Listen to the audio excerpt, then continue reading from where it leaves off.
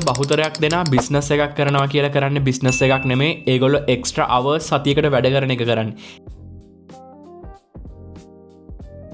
ඒකට බිස්නස් එකක් කියලා කිව්වොත් ඇත්තටම වරදක්. of course ඔයාට හොඳ ලස්සන වෙබ්සයිට් එකක් තියෙන්න පුළුවන්, Facebook page එකක් තියෙන්න පුළුවන්.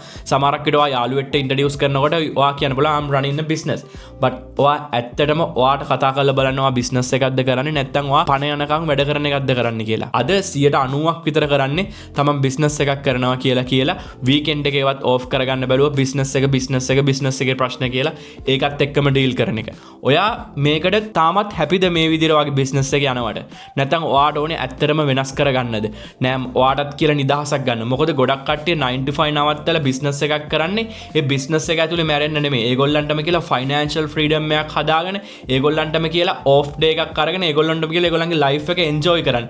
නැතුව ජොබ් එක නවත්තලා බිස්නස් එකක් කරන්නේ ඔයා එතන ඊටත් වඩා එක්ස්ට්‍රා ස්ට්‍රෙස් ටිකක් අරගෙන හිර වෙන්න නෙමෙයි. මේ වගේ කෙනෙක් නම් ඔයාට හරියන්නේ ප්‍රොපර් ප්ලෑන් එකක් ඔයාගේ බිස්නස් එකට.